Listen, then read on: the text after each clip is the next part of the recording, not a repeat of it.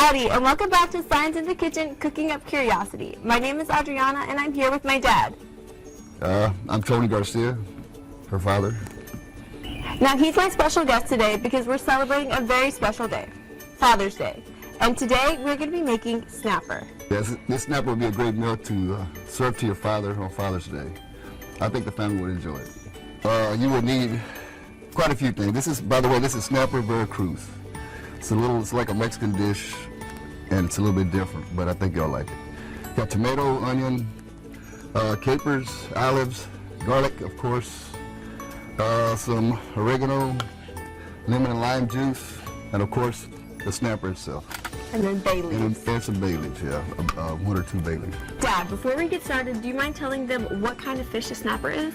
It is a Luke Yanidae fish. It's caught just about everywhere.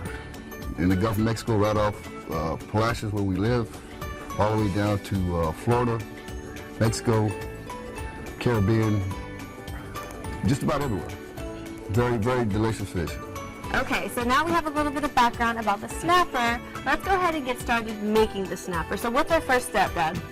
Well, heat the pan, put a little olive oil, saute the onions. When they get sauteed, add a little garlic, the tomatoes, olives, capers. Let that stew down a little bit, add the seasoning, and then bring the snapper in. What I'm going to first do, I'm going to put the snapper on the grill, and I kind of want a little smoky flavor to the snapper. A lot of times you don't have to do that, just cook it into the stew itself, and it's pretty good, but I like a little smoke on mine, so it ought to be good like that. All right, awesome. Let's get started with putting all of the ingredients into your cast iron skillet. Yeah, are you going to help me? I sure will. Come on. Okay, Dad, so what's the first thing we need to put in our cast iron skillet? Well, put some olive oil, put probably a couple of tablespoons, and then the onions, and then we'll saute that down. Tell me when. When? When? No, you want to put a little bit more. A little bit more? Yeah. That's good. Okay, and then you said the onions? Go ahead and throw the onions in and we'll let them heat up. So. Onions, okay. And you're going to cook this until it's... Yeah, translucent, just cook them down a little bit. And then we'll start adding in the other flavors, the garlic, the tomatoes, the capers, and olives. Okay, awesome. So while this is on the heat, which we're going to put back there. Go ahead. I'm putting you to work, girl. Okay, so while that's on the heat, I have a couple of more questions about the snappers. You talked about where we can go fishing for snappers, but what do snappers eat? I do know they eat squid because that's what I caught this one with. But I know they eat shrimp and fish and octopuses. I'm not sure what their diet is, but they just eat the, smaller fish. Mm-hmm. So I think they eat just about anything, to be honest with you. Awesome. Okay, sounds good. Okay, so once we do get the snapper into, we've already put the snapper in the grill. Yeah, I did. We put it in here. We're going to cook it for probably 15-20 minutes to try to get the temperatures to 135, 140-ish. Maybe close to 130, because we're going to finish cooking it in that. So got it. I want to get a little smoke flavor, a little different flavor when we add it to the mixture. Okay, but what do we look out for in our fish to know that it's ready to eat, it's done cooking? Well, the first thing you want to make sure is to have a fresh fish. Mm-hmm. If you go to the market, or go to your butcher, wherever you get your fish, smell it. If it smells fishy, it's old. It's not good. So it's got to have a good, fresh smell to it. And then for me, olive oil, salt and pepper is about all you need. But I did add a couple of little flavors, more of a Creole type seasoning to it.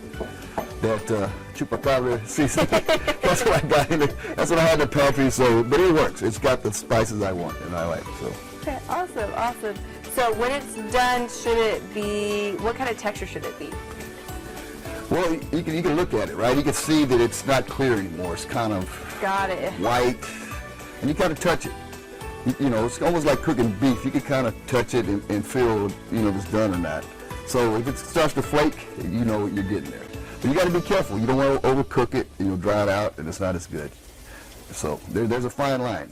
Like I said, you put a thermometer to it, 135, 140, somewhere in that range, and you're good to go. Okay, awesome. But we're gonna have to judge this a little bit different, but it's still gonna be good. I'm so glad that you mentioned it being flaky because I did do some research and I saw and I read that when the collagen reacts to the heat, it softens and it does become flaky. So that's what's happening. Yeah. Awesome. Well, that's exactly right. I mean, you can do that with beef when you're barbecuing a brisket. You got to get it to a temperature where it breaks down the fat, right? And the collagen where it makes it, it's edible, right? If you don't, you kind of taste the fat, and the same thing with the fish. But, fish takes, 15 minutes, and it don't take much time at all for it to be cooked. So. Okay, awesome. So this is a question just kind of for me personally. What was your favorite fishing trip? With my daughter, of course. I do remember that fishing trip. I do remember you also letting me sleep the whole way back. Yeah. It was a long day. It was a long day. It was a long day. It was productive. We caught good fish. We did, and we caught some pretty big fish. And I think I caught a baby shark. You did. Let him go, of course, but I did catch one. You did. Okay. Yeah, that was a good trip. It was a good trip.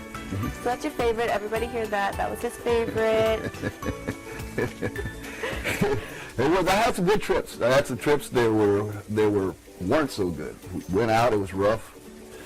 Spent a lot of time out there, didn't catch anything. Went out there, had something break down and had to come in real slow, and it took a long time. But overall I enjoyed it, especially the trip with you. Spending the day with my girl, good day. Oh, thank you, Dad. That was my favorite trip too. I haven't gone on many, but that was for sure my favorite trip. All right, Mr. Garcia, how are those onions looking? They're getting there. They're just about ready to add the garlic and the other stuff there. All righty, I'll start bringing things over just so. Give me the garlic and the tomatoes, yeah. The garlic. You know what? Give me this one. And then the tomatoes. And how many tomatoes did you cut up here? I have probably 3. 3 tomatoes? Yep. Fine. Alrighty. There's the garlic. Here are the tomatoes. I'm going to let this garlic cook down a little bit. So I start to smell it. You don't want to overcook it and burn it. Just smell the garlic in. A little bit. It's coming. They were ready. You know what? Give me the olives and the capers. Yeah. I can do that.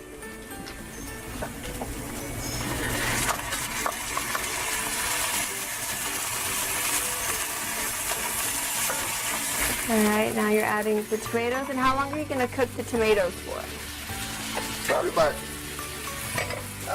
10 minutes. 10 minutes. Maybe less. I'm going to break down a little bit. I'm going to add the bay leaves, 2 bay leaves. And of course, we washed our hands before starting. And some oregano. Probably a teaspoon of oregano. Teaspoon. Now, one thing about my dad is he's really good at eyeballing his ingredients. So getting a recipe from him or my mom is extremely difficult. Or my mom. Yes, or Mamo is also very difficult because they just feel it with their heart. I'll let that stew down a little bit. I'm going to add some chicken stock and then some lime juice and stuff at the end. Once we get a little closer to that, it's coming along. A few more minutes, I'm going to let those tomatoes break down a little bit more. And we'll be good. Okay, awesome. So what are you making now? I'm just going to make up, this is the chicken bouillon cube. Okay. And it should, be enough for like 1 cup of chicken bouillon, chicken broth. I'm going to add it in there. It brings another dimension, another flavor to it, which is really good. And then you're adding about a cup of water? About a cup of water, yeah. All right, Dad, how's it looking? It's coming along really good. A minute or 2 more, let it stew down a little bit more, and we'll be ready to add the fish. Then I'm going to add a little salt, a little bit of pepper, and then a little bit more water. Looks like it started to dry up a little bit. And then we're going to put the fish in and be ready to go. All right, so how long do you think the fish has been in the grill? It's probably been, 10 minutes, 15 minutes? 10 to 15 minutes. I'm going to add a little bit more water. Loosen it up a little bit. You just got this off the stove. Is this the consistency that you like, that you want? Yeah, I think so. It's a little watery, but we're gonna cook it more. I'm gonna add the fish to it. I'm gonna scoot everything over a little bit on one side, add a fillet here, cover it up, make room for the other side, and cover all up, and then cook it a little bit longer in the grill. I'm gonna go ahead and get the fish off. Okay, what is this cage contraption that you have the fish in? It's just a little deal to hold the fish in place. Because a lot of times whenever you grill, sometimes the fish wants to stick, and it's real light and tender and real delicate fish, so you can tear it apart. So I kind of keep it like that so you can have a whole Got fish it, and okay. then break it up. Makes it easier more than anything else. You can still do it without this contraption, but it just makes it easier. You can open it. Watch it's hot. There you go.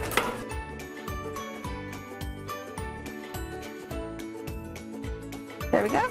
Look at that. Okay, so you might have to poke at it a little bit, but it'll come off. Yeah, it's perfect.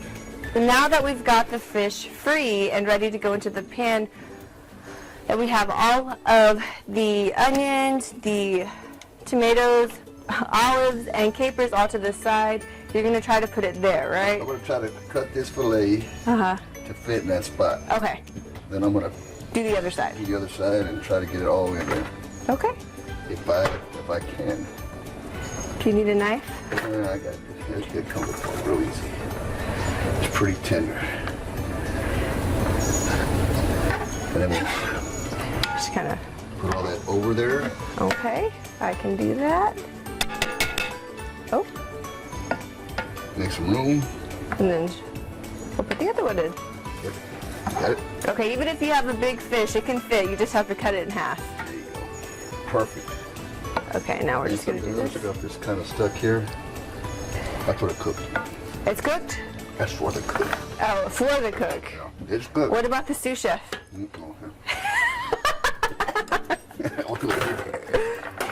All right. Oh, that's good already. In it? Mm-hmm. Okay, so we're going to put that back in and let it go. And we want to make sure the fish is all covered, right? We'll let it stew for a minute. It's pretty much done. But we're going to just let it stew for a minute, let it get all the flavors together, and marry, I guess they call it, and be good to go. I like to eat them with tortillas. Hey, I don't blame you. Chilango tortillas,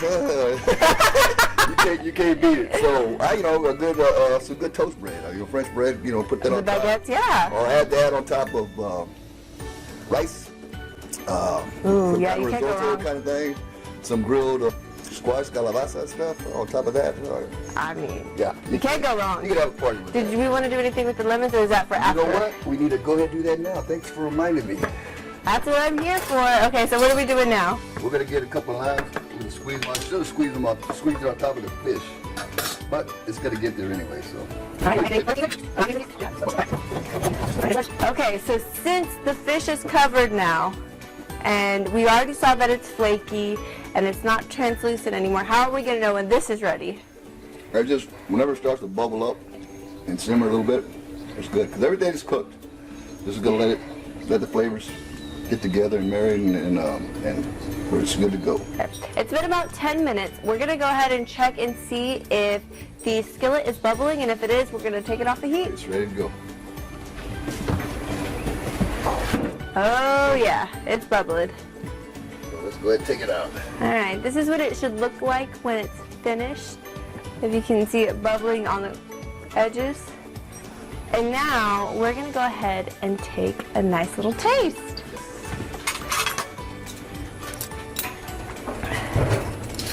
I don't want to get this. I don't want to eat that. Oh, he's taking the bay leaves out so nobody accidentally eats them.